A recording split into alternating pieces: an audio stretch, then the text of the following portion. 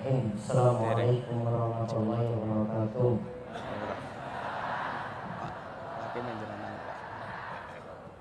Alhamdulillahirabbil alamin. Hamdan katsiran thayyiban barakan fi. Kama yuhibbu rabbuna wa yarda.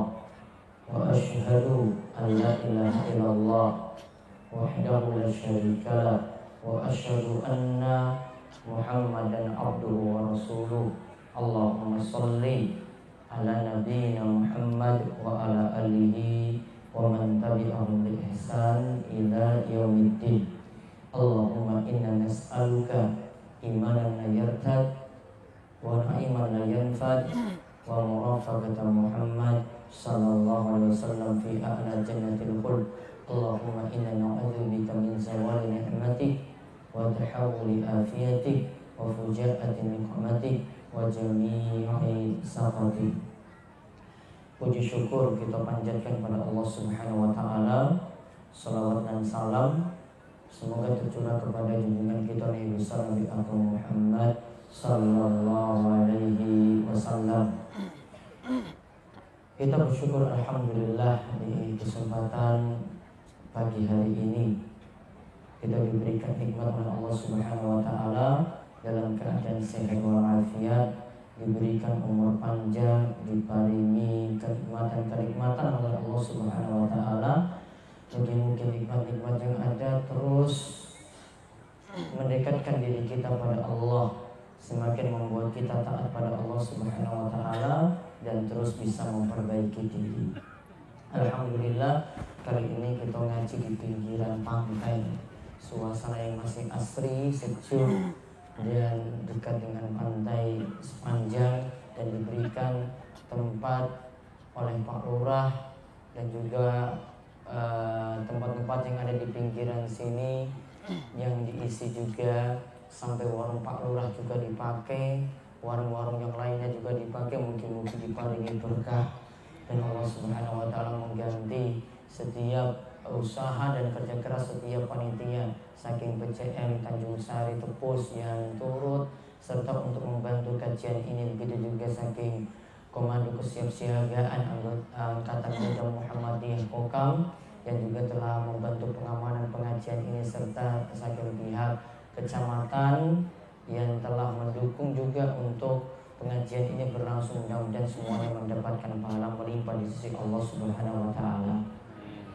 Kali ini kita ngaji, jadi belum jalan-jalan. Setuju apa mboten? Apa ajeng piknik apa ngaji?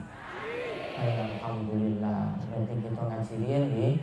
Nanti tunggu panas dulu baru kita rampung. Ya, mulai tekan awan ya wis tekan awan. Tapi mungkin bagi Pak Lurah dijaga apa ora. Baik, kita lanjut. Saiki pembahasannya judul kajian sebagaimana yang ada di buletin, yaitu tentang masalah menutup aurat. Kok dibahas di pinggir pantai? Ya jenengan yo ngerti. Ya, gimana keadaan di pinggir pantai, auratnya tertutup napa mboten? Oh, biasanya orang ngangge jilbab. Alhamdulillah, mugi-mugi jamaah sing rawuh, jamaah yang datang di pinggiran pantai ini membawa kebaikan untuk wisatawan yang datang ke Gunung Kidul. Yang nanti mereka paham, oh gini warga Gunung Kidul jilbab kabeh, aku isin orang nganggo jilbab. Aku isin orang ngangge baju. So biasanya itu ngangge apa? Ya ngerti dhewe ya kok. Baik. Kita akan lihat kali ini apa yang diajarkan dalam agama Islam, dalam agama kita yang mengajarkan gimana ibu-ibu itu diperintahkan untuk lebih baik dalam berpenampilan. Kenapa ini perhatiannya pada ibu-ibu sekalian? Lihat ya, coba perhatikan ketika Nabi SAW memerintahkan untuk memilih jodoh, memilih pasangan. Ketika memerintahkan untuk memilih pasangan, dalam hadis saking Abu Hurairah diriwayatkan oleh Imam Bukhari dan Muslim, tunkahul mar'ah li arba. Kata Nabi wanita itu dinikahi karena 4 hal. Semuanya karena 4 sebab ini. Yang pertama kata Nabi SAW, lijamaliha, yaitu karena cantiknya. Yang kedua, limaliha, karena kejar hartanya. Yang ketiga, wali hasabiha, karena martabat atau kedudukannya atau strata sosialnya. Yang keempat, walidiniha, karena agamanya. Allahumma shayyiban nafi'a, ya Allah turunkanlah hujan yang penuh berkah. Allahumma hawalaina wala alaina, Allahumma alal agal wa dhirabi wa butulil awdiyati wa manabiti syajari. Mugi-mugi Allah paringi hujan di tempat yang lain, ya, dan Allah memberikan hujan ini bagi tanaman-tanaman yang membutuhkan, bagi pepohonan yang membutuhkan, dan bagi daerah-daerah yang butuh hujan. Dan mudah-mudahan terhindar dulu dari tempat ini sampai pengawasan rampung. Allahumma amin. 4 hal wanita itu dinikahi kata Nabi SAW. Kemudian Nabi katakan seperti ini, fasfar bizatid din taribat yada. Pilih yang bagus agamanya. Nabi tadi tidak katakan pilih yang paling ayu, pilih yang paling sugih, pilih yang paling terhormat, enggak. Namun Nabi SAW katakan apa? Pilih yang paling bagus agamanya. Taribat yada. Kalau tidak memilih seperti itu, engkau akan merugi. Maka nanti kalau mas-mas yang hadir, niki wonten sing nomboten. Oh, kata. Ya, kalau mau milih yang putri, milih karena agama. Orang mesti ayu, orang mesti putih, orang mesti montok mboten. Yang paling dipilih apa? Yang paling bagus agama. Apa standar paling bagus agama? Ibadahnya bagus, penampilannya juga bagus. Apa dari sisi penampilannya? Ya bukan yang paling seksi. Kira-kira bapak-bapak, bapak orang ting masalah kalau tak kontrak gimana? Misalnya mas-mas, kalau mau milih coba, milih yang paling ayu apa yang paling bagus agama, namun orang ayu.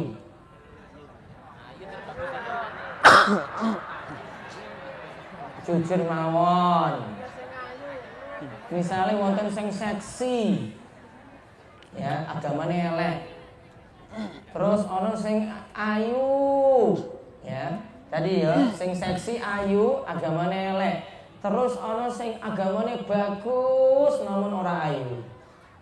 Ayo mas-mas, jawabannya apa? Oh, paling milih sing ayu. Iya toh? Mungkin. Namun nanti kalau pilihannya seperti itu, coba lihat ada kisah saking Ibnu Uyainah, Sufyan bin Uyainah. Dia ceritakan ada seorang yang datang kepadanya kemudian mengadu ketika itu. Mengadu kepada Sufyan bin Uyainah. Ketika itu dia punya masalah dengan istrinya. Punya masalah, pokoknya ujung-ujungnya punya masalah. Sufyan bin Uyainah kemudian memberikan jawaban, mungkin barangkali engkau itu punya masalah. Dulu mungkin kamu nikah, alasannya itu mungkin karena cari harta, golek sing paling sugih. Atau yang kedua, mungkin pilihanmu karena melihat kedudukan sosialnya. Kemudian ternyata dia jawab benar. Maka Ibnu Uyainah ketika itu menyampaikan kisah. Kami ini 4 saudara. Saudara-saudara kami itu namanya Muhammad, Imran, Ibrahim, dan saya sendiri Sufyan. Nah ketika itu Muhammad diceritakan dia dulu nikah karena cari wanita yang paling sugih. Akhirnya dia itu jatuh miskin. Atau Muhammad ini dicari wanita yang punya martabat yang tinggi. Kemudian dia itu jadi rendah. Ada saudaranya lagi yang paling bungsu, dia itu cari yang paling sugih. Akhirnya dia jatuh miskin. Kemudian Sufyan mengatakan seperti ini, man dhahaba ilal izza fabtuliya bil zilli, wa man dhahaba ilal mal ubtuliya bil faqr, wa man dhahaba ilad din yajma'allahu lahu al izza wal mal ma'ad din. Kata Sufyan bin Uyainah, Siapa yang cari perempuan cuma karena kejar kedudukan sosialnya yang tinggi, ini orang terhormat, dia cari seperti itu, maka nanti lihat, dia lama-lama akan jatuh martabatnya. Kemudian siapa yang cari perempuan itu karena lihat hartanya, maka lihat saja suatu saat dia akan jatuh miskin. Lalu Sufyan mengatakan, siapa yang cari perempuan itu karena bagus agamanya, karena bagus agamanya, maka lihat, nantinya akan terkumpul padanya izza wal mal ma'ad-din, akan terkumpul padanya, dia makin mulia. Kemudian Allah akan beri kecukupan pada dirinya dengan harta. Lalu akan diberikan juga keunggulan tadi karena dia memilih istri yang soleha. Mugi-mugi bapak ibu-ibu ya memiliki nanti ya, kalau ingin menikahkan anaknya mendapatkan jodoh yang terbaik, juga bapak ibu-ibu memiliki istri-istri yang hadir di sini, mudah-mudahan istri-istri yang soleha yang bisa memperbaiki diri, dan mudah-mudahan semuanya diberikan taufik dan hidayah. Untuk kajian kali ini mudah-mudahan kita bisa terus memperbaiki diri dengan nanti kita melihat bagaimana aturan-aturan dalam agama Islam, cara nutup aurat. Monggo dibaca nomor 1. Satu. Ditekan dulu.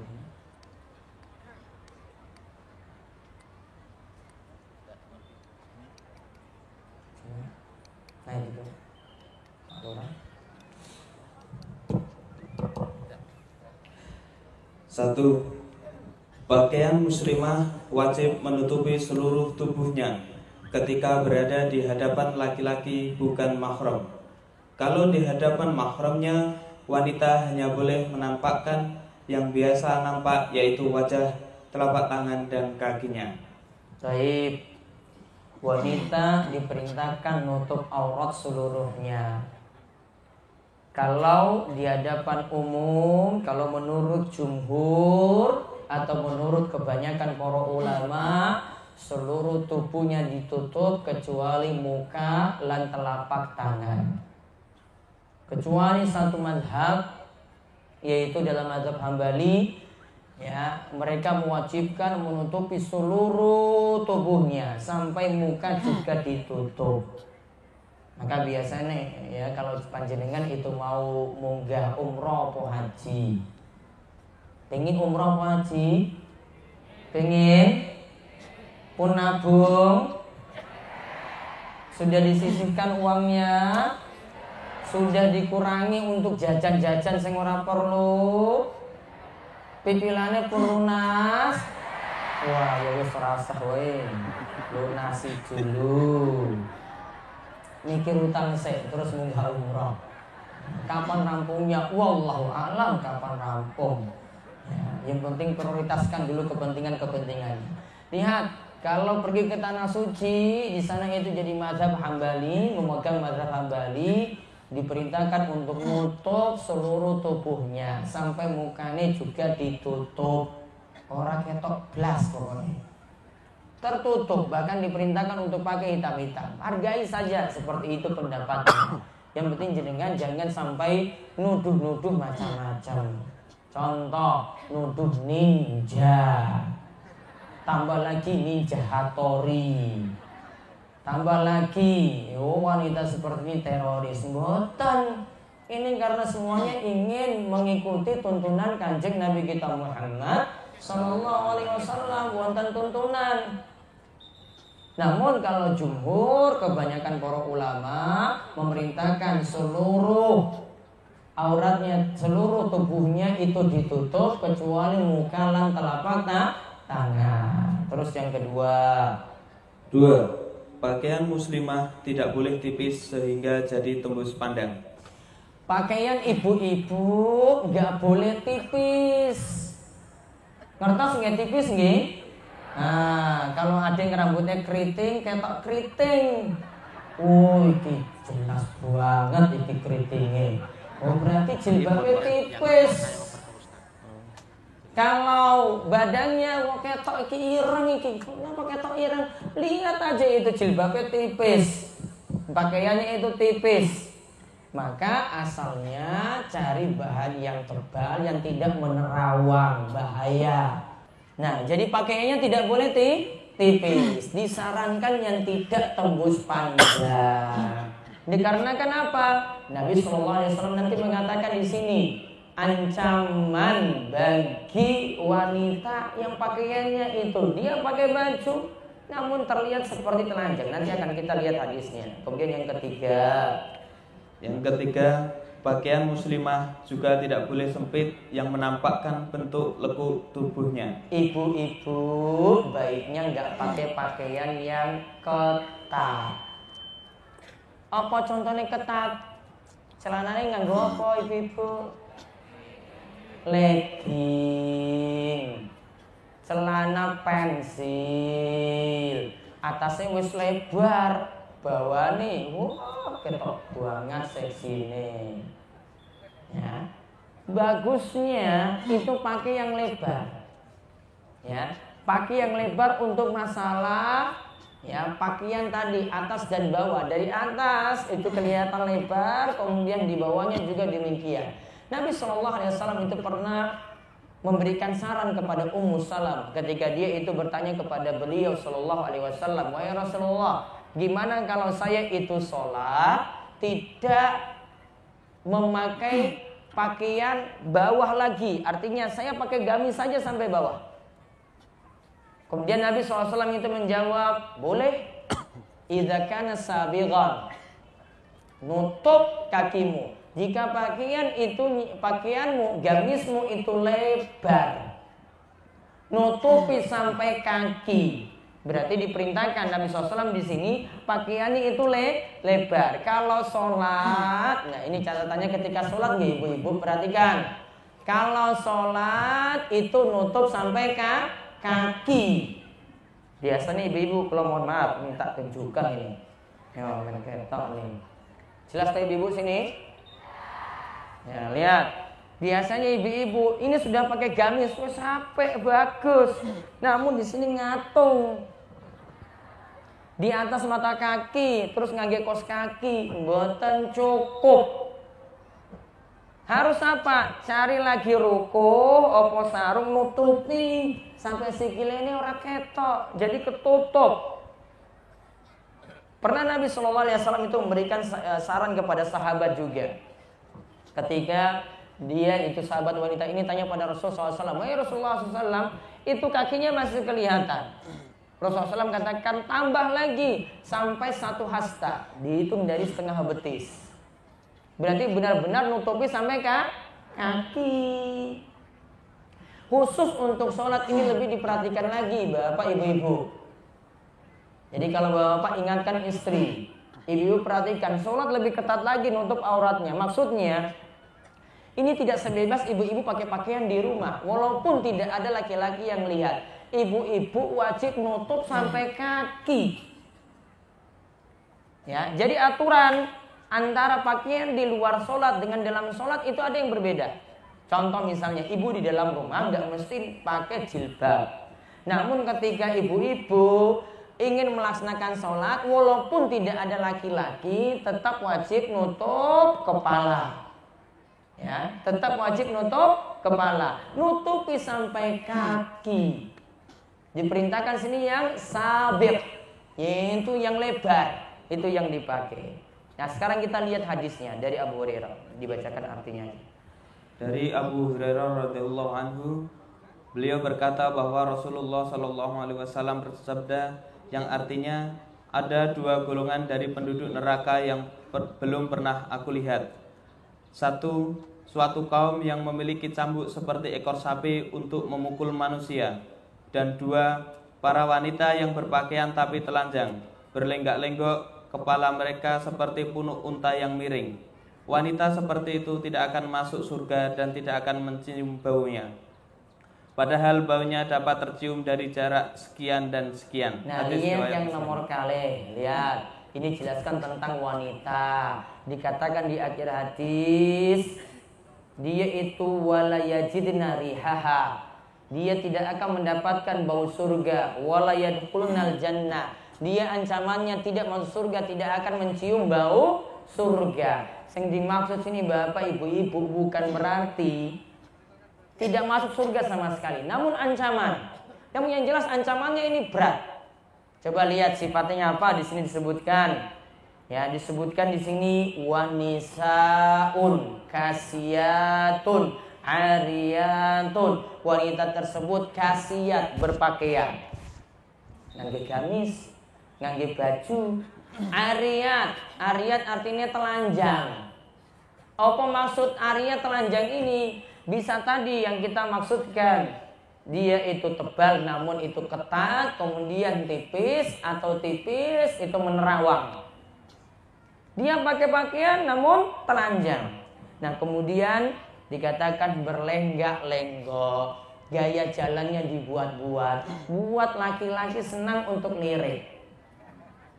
Kemudian kepala mereka seperti punuk unta yang miring. Ngertos unta? Unta kayak apa tuh unta? Ya kayak sapi lah.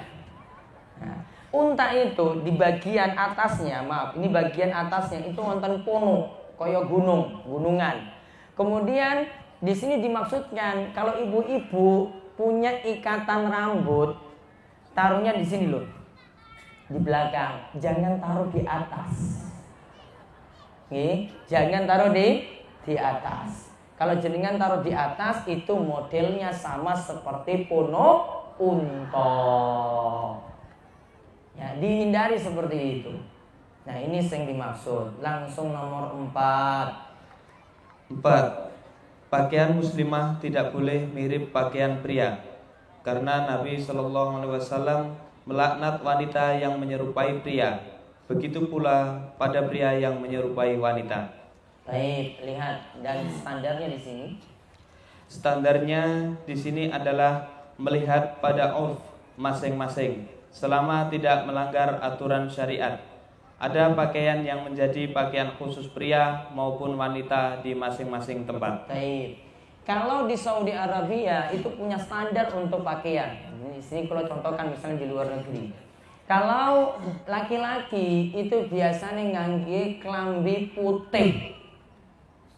Putih-putih. Dari atas pecisnya sampai bawah itu ya, warnanya putih semuanya. Pecisnya putih. Kemudian ya, ini pakai gamis, kalau laki-laki malah pakai gamis. Di Saudi itu laki-laki malah ngangge gamis, satu setel langsung dari atas sampai bawah. Semuanya putih. Mau dia anak sekolah, mau dia itu pegawai negeri, mau dia itu ya Pak Lurah, mau dia itu jadi Pak Gubernur, mau dia itu jadi Pak Presiden atau Raja. Di sana semuanya pakaiannya sama, putih-putih. Itu pakaian standar untuk laki-laki. Maka perempuan kalau di sana tidak boleh niru pakaian laki-laki pakai warna putih. Ya, karena itu pakaian adat di sana. Yang putri ngangge ireng-ireng, hitam-hitam. Kalau Indonesia pripun? Warnanya apa? Bebas. Ya, warni campur. Untuk ibu-ibu bebas, nggak punya standar warna tertentu pula. Jadi untuk masalah standar warna itu melihat di masing-masing tempat. Namun kalau ada yang buat aturan seperti itu, kita tinggal di suatu tempat, buat aturan untuk membedakan, niki lo pakaiannya sing lanang, niki lo pakaiannya sing putri, maka harus ikut standar tersebut biar tidak menyerupai pakaian lawan jenisnya, dan itu nanti memberikan ciri khas, standar khas bagi yang punya pakaian tersebut. Terus yang kelima, 5. Tidak boleh wanita bertabaruj ketika keluar rumah. Tabaruj artinya menampilkan perhiasan dirinya. Ibu-ibu kurangi dandan menor. Ya, ibu-ibu ketika keluar rumah biasa-biasa saja. Kapan mau dandan menor ibu-ibu? Kapan ibu-ibu mau dibolehkan dandan menornya kapan? Ketok iki ora tahu ya. Hah? Kapan ibu-ibu? Yang paling bagus jenengan itu di rumah berpenampilan istimewa untuk kok orang seru iki? Untuk siapa? Dandan menornya tadi? Sing seru. Oh, bapak ini kurang seru loh, berarti orang tenan iki. Untuk siapa ibu-ibu? Bukan untuk orang luar. Tahu ini akibatnya dari sini. Akibatnya ketika seorang wanita ini berpenampilan istimewa di luar, di dalam rumah, ambune, kecut, keringat, habis-habisan, bau asap dapur. Ya, ketika malam hari, wah, bojone wis ora betah. Waduh, mending ning jopo aku iso delok. Wah, sing ayu-ayu. Dia nggak betah ketika itu. Maka memang Nabi SAW itu menyarankan untuk perempuan itu di rumah. Contoh, para sahabat wanita di masa Nabi SAW. Ini saya contohkan, ibu-ibu. Ibu tahu untuk warnai kuku yang dia apa ibu-ibu? Kutek ya. Kutek ini. Namun ini kalau di kalangan sahabat wanita dulu nggak pakai seperti itu. Ini bisa hilang. Ada pewarna kuku yang bisa hilang. Mereka itu biasanya pakai sebelum tidur untuk suami tercinta. Untuk suami tercinta. Jadi ketika mau tidur wis dandan ayu, ngangge apa tadi? Pewarna kuku. Nanti datang subuh dihapus. Nggih. Dibusak lu dihapus. Bar subuh ngangge meneh lho, coba. Pakai lagi pewarna, mungkin mau zuhur lagi, hapus meneh. Terus bar zuhur, gitu loh ibu-ibu. Jadi di rumah itu cuma dandan terus. Masya Allah, kalau saya lihat istri kayak gitu itu, wah kalau suami lihat istri kayak gitu pasti betah, paling ora buruh. Wah, bojoku wis betah ning omah. Paling ora buruh. Namun seperti itu yang ada di masa silam loh Bapak Ibu-ibu. Saking perhatiannya tahu gimana di rumah itu seperti apa. Seperti ini Bapak Ibu-ibu, kalau ibu-ibu ini memuaskan suami untuk hal ini. Ini bukan masalahnya ini kita ingin ada sesuatu di sini enggak. Ini tujuannya agar suami di luar itu dia selalu pandangannya, saya sudah puas dengan istri saya, ngapain saya itu mikir-mikir yang lainnya. Dan ini akan mencegah seperti ini. Kalau istri memperhatikan dandanannya di rumah, itu akan lebih mencegah adanya perselingkuhan. Karena suami memperhatikan kewajibannya, istri juga memperhatikan kewajiban. Perselingkuhan itu cepat ada atau muncul itu begitu mudah di tengah masyarakat kita. Di antaranya karena kewajiban-kewajiban seperti ini kurang. Suami kurang perhatian, suami kurang dalam hal nafkah, suami dia memberikan nafkah dengan baik namun kurang dalam hal memperhatikan untuk istrinya. Istri juga kurang memperhatikan kewajiban-kewajiban yang mesti ditunaikan. Kemudian yang keenam. Yang dimaksud dengan hijab adalah seorang wanita menutupi badannya dari pandangan pria yang bukan mahramnya. Sebagaimana yang Allah Subhanahu wa taala perintahkan dalam surat An-Nur ayat 31 yang artinya, katakanlah kepada wanita yang beriman, hendaklah mereka menahan pandangannya dan kemaluannya, dan janganlah mereka menampakkan perhiasannya kecuali yang biasa nampak daripadanya. Baik, lihat. Nanti selanjutnya ada tanya jawab, monggo yang mau mengajukan pertanyaan bisa ditulis atau nanti ada mic, nanti jenengan bisa tanya langsung. Saya bilang dari sekarang karena 10 menit lagi kita tanya jawab. Lihat. Dikatakan di sini hijab adalah seorang wanita menutupi badannya dari pandangan pria yang bukan mahram. Istilah yang tepat itu mahram. Kalau muhrim itu orang yang berihram, ingin melaksanakan haji atau ingin melaksanakan umroh. Coba lihat Bapak Ibu-ibu sekalian. Maka ibu-ibu diperintahkan memperhatikan aurat ini bukan hanya ingin sholat, bukan hanya pas pergi ke pengajian, bukan hanya ingin nyumbang jagung baru jenengan itu sibuk-sibuk ngangge jilbab mboten. Setiap jenengan itu ibu-ibu berada di luar rumah atau ada orang itu melihat ketika kita ada di dalam rumah, maka diperintahkan untuk langsung menutup auratnya, langsung memakai jilbab, langsung menutupi tubuhnya. Tujuannya apa? Tujuannya adalah untuk menjaga pandangan laki-laki biar pandangannya tidak bebas. Kalau rinci, melihat aurat ini dibagi menjadi beberapa tingkatan. 1. Melihat aurat untuk sesama wanita.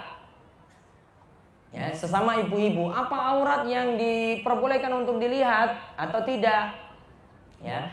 Kalau untuk sama ibu-ibu tidak boleh melihat antara pusar sampai lutut. Sesama ibu-ibu nggih, tidak boleh melihat aurat antara pusar sampai lutut. Yang bagian ini kalau sama ibu-ibu nggak boleh kelihatan. Berarti kalau konsekuensi dari pendapat ini, berarti kalau ibu-ibu misalnya ada yang menyusui, ya, di hadapan ibu-ibu yang lainnya masih boleh. Namun untuk sesama ibu-ibu saja. Terus aurat untuk sesama laki-laki, bapak-bapak, auratnya adalah antara pusar sampai lutut. Ya, ini juga hampir ini sama seperti perempuan tadi. Sekarang untuk ibu-ibu dengan yang mahramnya. Ini bukan dengan suaminya, namun dengan mahramnya. Misalnya Pak D-nya, misalnya keponakannya, misalnya saudara laki-lakinya. Auratnya apa? Ya, auratnya sebagian ulama juga mengatakan sama seperti tadi, antara pusar dan lututnya. Ya, ini yang tidak boleh terlihat. Selain itu masih boleh terlihat. Kemudian yang keempat, aurat ibu-ibu ketika di luar rumah, di hadapan umum, di hadapan orang banyak, maka auratnya adalah seluruh tubuh kecuali muka kalian apa? Telapak tangan. Ya, muka kalian telapak tangan. Juga ada aurat sesama, ya, aurat untuk ibu-ibu dengan yang beda keyakinan. Ini perlu dijaga baik-baik, tidak bebas untuk ditampakkan. Beda dengan wanita muslimah sesama wanita muslimah. Yang terakhir itu aurat dengan suami. Gimana aurat dengan suami? Tidak ada batasan. Semuanya boleh dilihat. Oleh karena itu ketika memandikan jenazah, yang dibolehkan untuk melihat atau yang dibolehkan untuk memandikan itu adalah kalau ingin mandikan laki-laki dimandikan oleh laki-laki, perempuan dimandikan oleh perempuan, sing lanang ngurus lanang, sing wedok ngurus putri. Dibolehkan untuk lawan jenis cuma satu, yaitu untuk suami istri saja. Dibolehkan untuk lawan jenis cuma satu, yaitu untuk suami istri saja, tidak untuk selain itu. Di antara dalilnya, Nabi SAW itu pernah putrinya itu meninggal dunia. Putri Nabi SAW meninggal dunia, Nabi SAW tidak ngurus untuk pemandian putrinya, padahal beliau itu lebih berhak. Terus apa yang dilakukan oleh Nabi SAW? Beliau perintahkan pada sahabat-sahabat wanita ini, kalian ngurus putri saya untuk dimandikan. Berarti ibu-ibu ngurus ibu-ibu juga ketika meninggal dunia, tidak dicampur dengan laki-laki. Apa tujuannya sini? Untuk jaga aurat. Apa tujuannya? Untuk jaga aurat. Biar aurat ini senantiasa terjaga, tidak dilihat oleh sembarang orang. Nah, terus yang berikutnya, berjilbab itu wajib.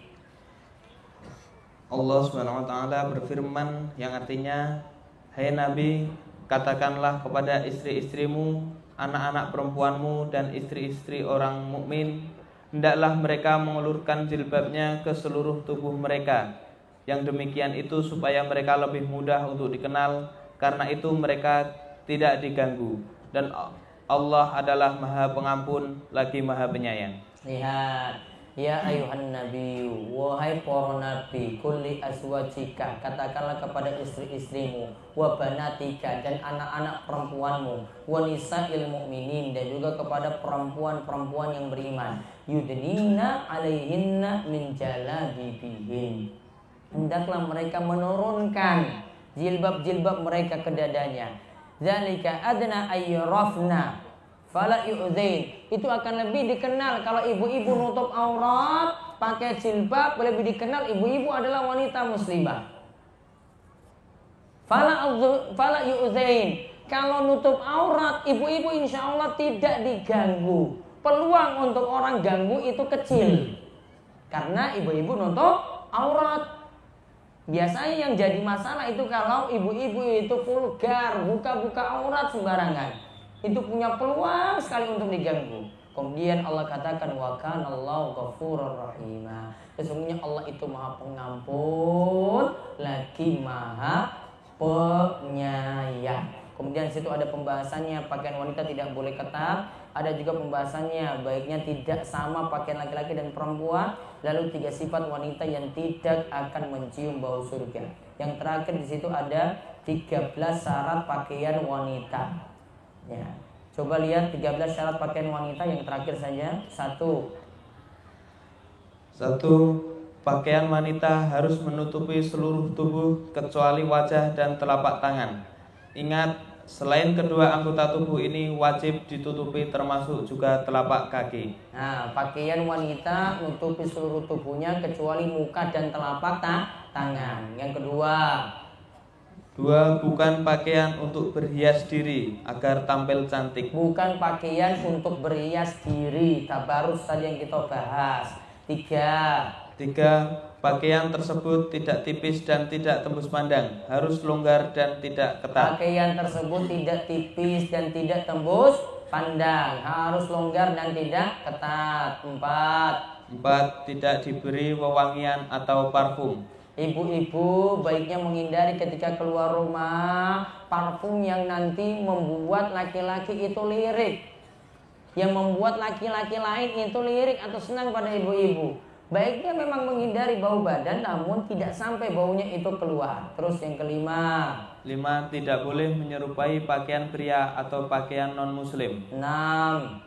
Bukan pakaian untuk mencari ketenaran atau popularitas. Pakaiannya bukan untuk tampil tenar. 7. Pakaian tersebut terbebas dari simbol non-muslim atau salib. Pakaiannya bebas dari simbol non-muslim, karena umat Islam punya ciri-ciri sendiri, tidak boleh memakai simbol agama lain. 8. Pakaian tersebut tidak terdapat gambar makhluk bernyawa, manusia dan hewan. Nah, ini malah biasanya pada bapak-bapak. Kadang bapak-bapak itu pakai kaos, belakangnya itu gambar wedok, terus dipakai untuk sholat di masjid berjamaah. Allahu Akbar, jamaah di belakang itu, ya Allah. Mau sujud, wah ora konsen meneh. Ya mau ini bangkit lagi, wah kelihatan terus. Itu dihindari loh Bapak. Enggak boleh seperti itu ketika pakai dalam sholat. Terus yang ke-9, pakaian tersebut berasal dari bahan yang suci dan halal. Pakaiannya itu suci dan halal. Terus yang 10. Pakaian tersebut bukan pakaian kesombongan. Pakaiannya bukan untuk sombong. Yang ke-11, Pakaian tersebut bukan pakaian pemborosan. ada pakaian ibu-ibu itu boros. Ada kalau pakaian-pakaian, kalau ini orang-orang terkenal, pakaiannya cuma baju saja harganya 20 juta. Tasnya 30. Ya, nanti dompetnya 50 juta. Nah, itu boros namanya dan sombong. Terus yang ke-12, 12. Bukan pakaian yang mencocoki pakaian orang sesat. ya, baik, sampai nomor 12 tadi. Wallahu a'lam bishawab. Monggo jika ada yang ingin bertanya, niki wonten mic dan sudah ada kertas, monggo silahkan untuk ditanyakan. Ada yang tanya langsung, monggo. Masih ada waktu 12 menit. Wah, Monggo Bapak Ibu yang mau ngerjakan secara langsung. Nanti untuk kertas nanti ada yang koordinir. Monggo. Siapa dulu dari? Ya. Ibu-ibu Ustaz minta. Ya. Boleh sesuai tema, boleh di luar tema.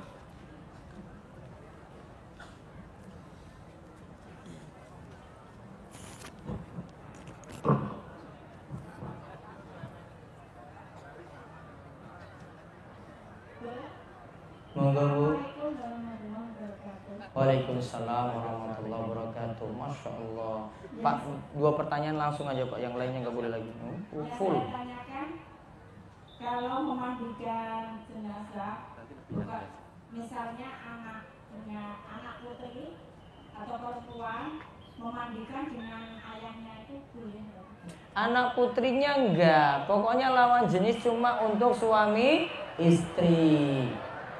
Makanya ibu-ibu, bapak-bapak perhatikan, bapak kalian ibu-ibu, dan di sini juga wonten takmir, pororois, mbah kaum. Tolong diperhatikan, baiknya di setiap RT atau di padukuhan itu membentuk tim kelompok untuk memandikan jenazah. Jadi kalau ada yang putri itu mati, meninggal dunia, yang ngurus putri. Untuk memandikan saja, memandikan sampai mengkafani. Kemudian kalau yang meninggal anak, putra, maka yang memandikan juga nanti putra. Bentuk kelompok seperti itu akan lebih mudah untuk mengatasi masalah tadi. Mudah-mudahan nanti Gunung Kidul semua bisa berubah seperti itu insya Allah. Ada lagi, satu lagi. Ya. Assalamualaikum warahmatullahi wabarakatuh. Waalaikumsalam warahmatullahi wabarakatuh. Ya, terima kasih atas materi yang sudah disampaikan pada pagi hari ini. Yang pertama akan saya tanyakan mengenai pemakaian henna, tato tangan yang biasa anak muda sekarang pakai, itu hukumnya bagaimana? Karena mereka kadang tidak tahu hukumnya, hanya tiru-tiru. Ya, Bisa dihapus sama buatan Bu? Ya, Bisa dihapus bisa. langsung dengan air apa? Belum pernah coba. Oh ya nggak usah kalau gitu Bu. Ya, belum pernah coba, tetapi untuk pengetahuan para anak muda yang sekarang ini marak mereka gunakan. Itu yang pakai putri-putri? Iya. Mas-mas juga ada? Hah? Mas-mas nggak perlu tampil-tampil ayu, nggak perlu. Bahaya nanti LGBT nanti jenengan. Ya. Untuk satu aja Bu. 2 Bapak. Nggih monggo. Yang kedua, karena dari tadi terima kasih mengenai materi hijaber, pakaian untuk para wanita, kita semua sebagai wanita. Yang pertanyaan kedua, kami sebagai wanita juga pengen tahu aurat, hukum aurat untuk para laki-laki. Auratnya adalah cuma menutupi antara pusar sampai lutut. Bapak-bapak seperti itu aja sudah cukup. Namun kalau sholat nggak boleh cukup nutup pusar sampai lutut.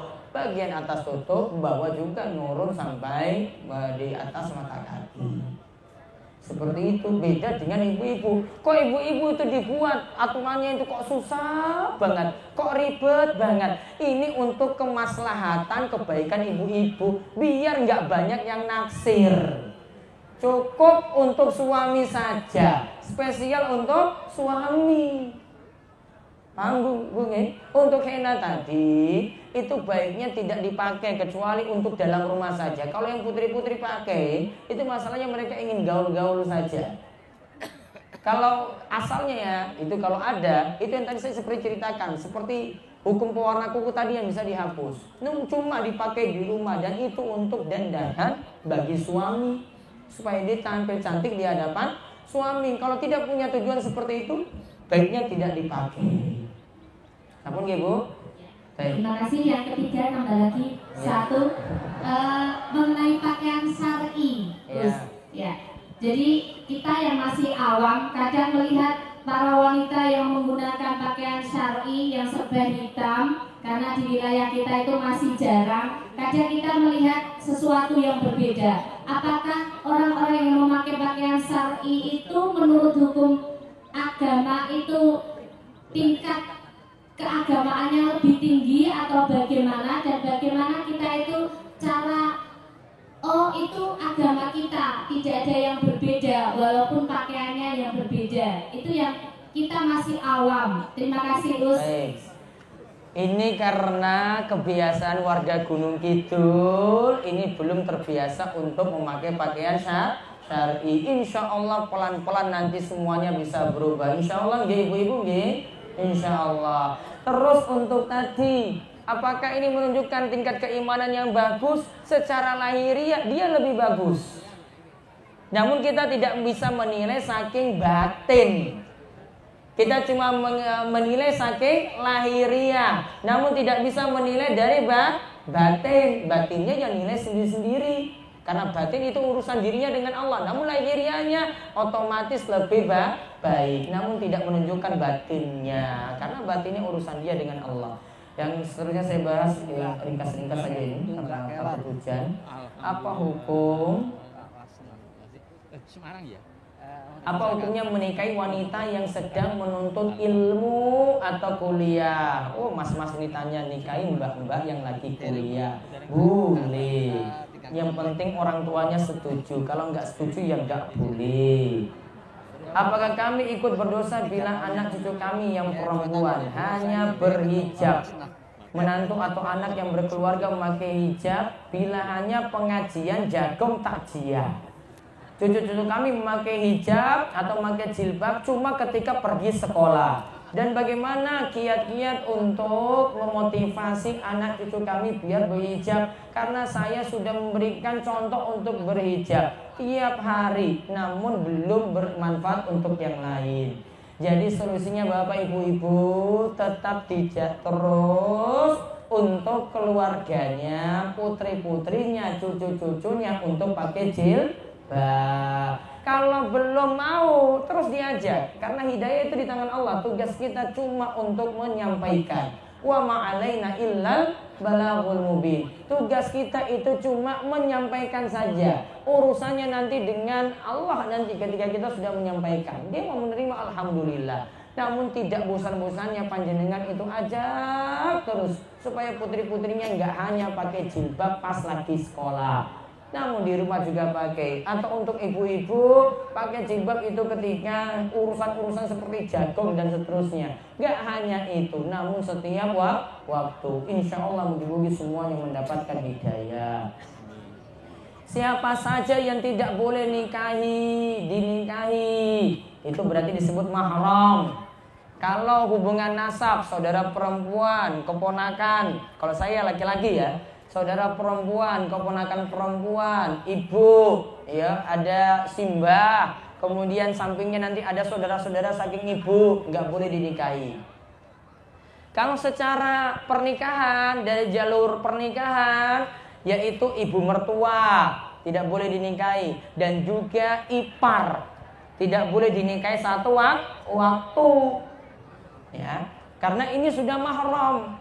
Mahram itu tidak boleh dinikahi. Pembahasannya ada sendiri, ya, dan ini pembahasannya panjang. Secara ringkas seperti itu. Setelah kita mati di alam kubur, apakah kita sudah mendapat siksa atau menunggu hari kiamat? Di dalam kubur itu wonten nikmat, wonten siksa. Ada yang dalam kubur dapat nikmat yang banyak, kuburnya diperluas, kuburnya ada penerangan. Ada yang sebaliknya, kuburnya dipersempit, kuburnya itu gelap, tidak ada cahaya sama sekali. Itu namanya dapat siksa. Ustadz, yang membuat saya berat berhijab yang sempurna adalah lingkungan keluarga saya. Ketika saya itu berhijab yang besar dikatakan wagu, tidak modis. Bahkan saya pernah dimarahi karena berhijab yang besar. Bagaimana saya harus menyikapinya? Tunjukkan tingkah laku yang baik pertama. Yang kedua, pakai jilbab tadi ibadahnya diperbaiki, kesehariannya juga diperbaiki, ibu-ibu. Yang ketiga, pahamkan pada orang tua bahwasanya pakai jilbab ini seperti ini. Jangan karena banyak omongan sehingga kita tidak mau jadi lebih baik. Pokoknya ibu-ibu berusaha tunjukkan dulu tingkah laku, pelan-pelan untuk berubah. Insya Allah Allah akan memberikan taufik dan hidayah. Untuk sak keluarga juga nanti sama-sama berpenampilan yang lebih baik. Bagaimana kalau sudah pakai jilbab besar atau menutupi dada, tapi karena harus bekerja di ruang khusus, kita harus memakai rangkapan jas kerja. Jadi yang di luar jas kerja, bukan kerudungnya. Karena tuntutan profesi, saya nggak bisa larang untuk hal ini. Karena masalah profesi, sama juga ditanyakan tentang celana panjang, karena tuntutan profesinya. Bagaimana doa di dalam sholat agar bapak dan keluarga rajin sholat? Kalau di dalam sholat dengan bahasa Arab, ya bisa dengan Rabbana hablana min azwajina wa dzurriyyatina qurrata a'yun waj'alna lil muttaqina imama. Namun ini doa untuk anak keturunan. Namun kalau nggak bisa buat doa bahasa Arab, bisa baca di luar sholat. Hukum bercadar bagaimana? Kalau di dalam mazhab Hambali wajib. Kalau untuk jumhur ulama sunnah, tidak sampai wajib. Bila wanita buka tutup cadar gimana? Boleh kalau punya prinsip tidak wajib. Namun panjenengan harus timbang-timbang ya ketika berada di daerah yang belum siap menerima. Namun kalau sudah siap ya silakan untuk memakai. Tinggal ditimbang-timbang mana yang maslahat. Terus kalender Masehi Januari sampai dengan Desember adalah buatan orang Belanda. Kalau orang Islam mengucapkan selamat tahun baru pada setiap tahun, hukumnya halal atau haram? Yang jelas panjenengan untuk malam ini tidurnya jam 09.00, tangine jam 3, terus sholat tahajud. Nggak usah ikut-ikut waktu kita itu habis dengan yang sia-sia. Pengen apa malam tahun baru? Pengen apa toh bapak? Hah? Bakar apa? Arab bakar rumah dewe wani? Nggak usah habis-habiskan uang. Ya mending waktu kita itu nunggu. Ya sudah besok sudah ganti tahun, ya sudah waktu berjalan begitu saja. Nggak usah habiskan waktu dengan sia-sia seperti itu. Ya, yang penting panjenengan itu berdoa pada Allah diparingi umur panjang, paringi umur berkah. Jenengan mau rayakan juga nanti malam sampai ucapkan selamat tahun baru ini, nggak akan membuat umur itu panjang. Ya, nggak akan membuat umur itu panjang. Sama seperti kalau kita di antara kita itu merayakan ulang tahun, coba. Apa yang dilakukan ulang tahun? Apa ibu-ibu? Niup-niup lilin nggih? Iki wis mati lho, liline ora urip lho iki. Terus ngangge korektor terus nyala. Terus apa? Ditiup meneh. Padahal tadi sudah mati, terus dinyalakan lagi, terus dimatikan lagi. Kurang kerjaan. Apa dengan niup lilin itu umur jadi panjang? Ada yang setelah niup lilin itu umur jadi panjang? Ada? Enggak ada. Minta pada Allah supaya umur diberkahi. Ada yang Allah yang takdirkan umurnya panjang, ada yang takdirkan umurnya itu singkat namun penuh berkah. Minta pada Allah diberi umur panjang lan berkah. Enggak mesti dengan acara-acara seperti itu.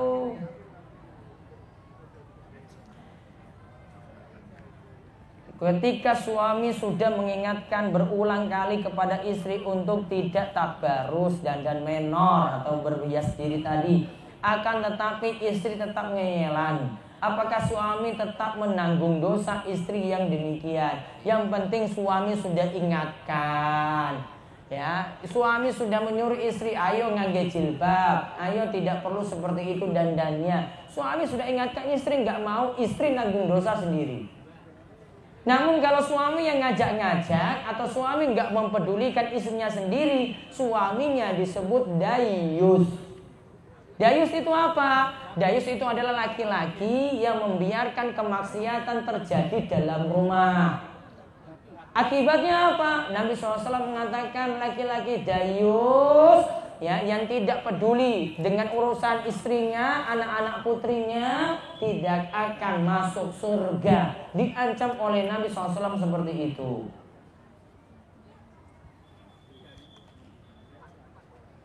Apakah boleh jika sholat Isya digabung dengan sholat maghrib padahal belum masuk waktu Isya? Sekian pertanyaannya. Boleh menjamak sholat, mengerjakan sholat 2 waktu, disatukan waktunya jadi 1. Kapan ini dibolehkan? Kalau punya sebab. Sebabnya apa? 1. Lakukan safar, perjalanan jauh. Misalnya panjenengan dari Tanjung Sari sini pergi ke Jakarta, mau jalan-jalan atau ada urusan penting. Selama urusannya bukan maksiat. Selama urusan ketika safar tadi, perjalanan tadi bukan maksiat. Contohnya apa maksiat? Contohnya apa? Janjian karo selingkuhan. Ya, kalau dia tujuannya ke Jakarta seperti itu, tidak boleh ambil keringanan jamak. Karena jamak ini ada bagi safarnya bukan maksiat. Perjalanannya bukan diisi dengan maksiat atau tujuannya maksiat, itu nggak boleh. Kemudian yang digabung itu sholatnya, lihat, zuhur kalih ngasar, maghrib kalih ngisa. Sebab yang kedua lagi hujan deras yang membuat kita sulit untuk ke masjid atau sudah berada di masjid sulit untuk pulang. Maka keadaan seperti ini boleh untuk menjamak sholat. Keadaan yang ketiga ketika sakit. Ya. Keadaan yang keempat, kadang karena suatu kondisi kita itu tidak bisa mengerjakan sholat tepat waktu meskipun tidak safar. Contoh, jenengan berada di Jakarta kena macet parah. Misalnya maghrib kalih ngisa. Maghrib pas di tengah jalan tol macet total. Mau kerjakan sholat gak bisa di tepat waktu, maka dia undur maghrib ke waktu ngisa. Dikarenakan macet seperti itu boleh. Namun kalau di Gunung Kidul ada macet mboten? Ada enggak? Cuma ada nanti ketika pulang pengajian saja. Ya, selain itu enggak ada. Ya, selain itu enggak ada. Maka tidak boleh alasan macetnya di Gunung Kidul kemudian jamak sholat, enggak boleh. Apakah saya ikut dilaknat? Tadi sudah.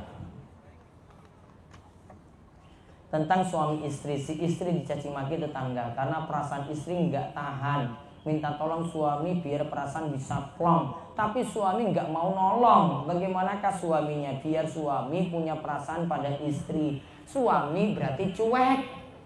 Suami berarti di sini nggak peduli kepada istri. Nabi SAW itu untuk mendengar curhatan istrinya, beliau itu menyediakan waktu. Yang biasanya banyak ngomong sinten, suami apa istri? Nah, ngomong terus. Terjadi istri-istri Nabi SAW seperti itu. Aisyah itu cerita pada Rasulullah SAW, wahai Rasulullah, kami ini ada 11 perempuan itu ngumpul, ngerumpi. Kami ceritakan di sini 11 perempuan ini ceritakan suaminya masing-masing. Nabi SAW cuma dengar saja. Diceritakan wanita pertama seperti ini, wanita kedua seperti ini, wanita ketiga seperti ini suaminya, wanita keempat, sampai wanita nomor 11. 11 perempuan diceritakan oleh Aisyah tadi satu waktu, ceritakan pada Nabi SAW. Nabi cuma dengar saja. Mungkin kalau kita itu cuma ngomong ke istri, waduh kamu kinggora leren ya, itu wis ngantuk. Namun ini cerita terus. Ya, tugas Nabi SAW apa ketika itu? Cuma dengar saja. Maka suami itu harus memberikan perhatian pada istri. Di antaranya apa? Dengar curhatannya, dengar ceritanya. Walaupun jenengan bapak-bapak dalam keadaan ngantuk-ngantukan loh, orang masalah. Yang penting tahu itu tanda memberi perhatian pada istri. Bapak sekarang ini orang perhatian ya bapak ini. Cuma egois, mementingkan diri sendiri. Harus peduli pada istri. Betul apa tidak ibu-ibu? Betul mboten? Betul. Istri itu nggak butuh uang jajan banyak. Betul tak ibu-ibu? Yang penting itu curhatannya diceritakan. Kurangi uang jajan mboten masalah. Namun kalau istri itu punya masalah, jenengan cuma dengar saja rumah Petrus. Oh iya, oh iya, oh iya. Itu saja sudah senang sekali. Betul tak ibu-ibu? Uang jajannya dikurangi mboten masalah nggih? Insya Allah nggih. Bukan masalah Pak, yang penting dengan dengar cerita aja di rumah. Haruskah sehabis sholat berdoa menadahkan tangan? Bila menadahkan tangan apa hukumnya? Jumhur ulama, kebanyakan ulama mengatakan boleh berdoa ba'da sholat.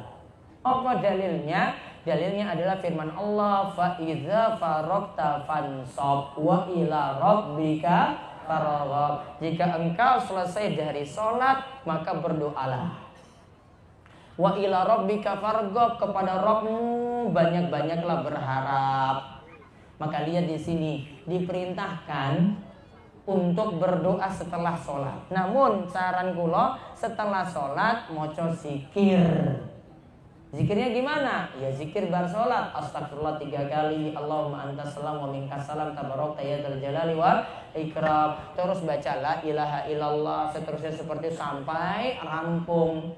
Baru kemudian doa.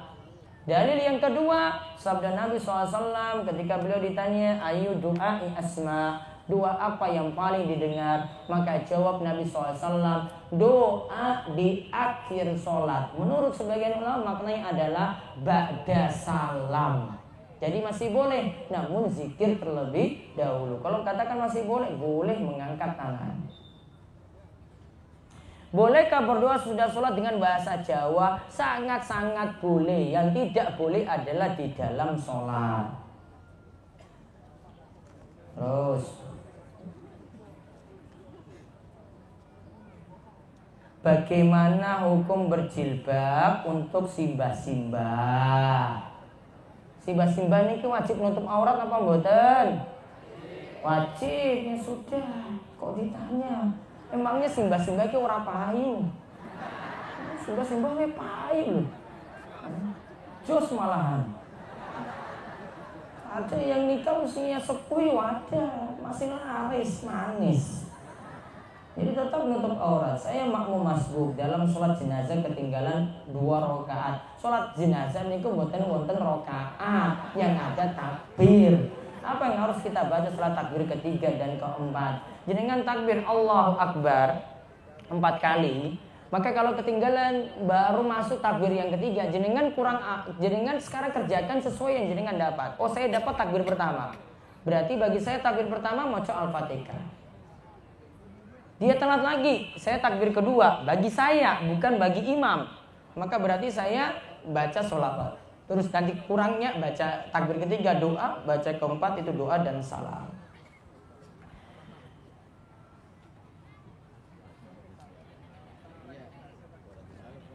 Jika simbah-simbah ibu-ibu mau ke ngalas atau kebun, kalau pakai kaos kaki nanti licin.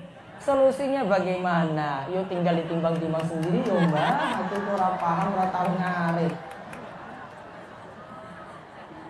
Jenengan nanti timbang-timbang sendiri, pakai yang lebar atau yang apa ya monggo diurus. Ya kalau nggak repot ya monggo. Apabila sekelompok remaja di Tanjung Sari berkeinginan untuk belajar tahsin, apakah Bapak berkenan memfasilitasi ustazah? Terima kasih atas responnya. Ini yang tanya apa ini? Laki-laki. Kalau dengan ustazah nggak boleh. Nanti naksir ustazahnya. Kalau untuk yang putri insya Allah nanti bisa dibantu. Mungkin nanti ada solusi. Nanti tinggal beritahu kepada saya secara langsung. Itu saja untuk pengawasan hari ini. Demikian, mungkin semuanya mendapatkan keberkahan dan Allah Subhanahu wa taala memberikan kita kebaikan-kebaikan yang banyak. Mungkin Bapak Ibu-ibu yang hadir diberikan keberkahan dalam rumah tangga, untuk ibu-ibu diberikan hidayah untuk menutup aurat, untuk bapak juga diberikan hidayah juga untuk membimbing keluarganya. Mudah-mudahan kita diparingi berkah rezeki, dijauh dari utang yang memberatkan, dijauhkan dari penyakit-penyakit yang memberatkan. Mungkin juga Allah menjauhkan kita dari kejelekan di masa tua, dijauhkan juga dari kekeringan, dijauhkan juga dari paceklik, dijauhkan juga dari gagal panen. Dan mudah-mudahan semua warga Gunung Kidul mendapatkan berkah dan semua mendapatkan pemimpin-pemimpin yang baik, dan mudah-mudahan kita senantiasa istiqomah dan mati dalam keadaan husnul khotimah. Demikian, hati-hati di jalan, mudah-mudahan semuanya pulang sampai selamat di rumah. Demikian, wabillahi taufiq wal hidayah. Subhanakallahumma bihamdika, asyhadu an la ilaha illa anta, astaghfiruka wa atubu ilaik. Assalamualaikum warahmatullahi wabarakatuh.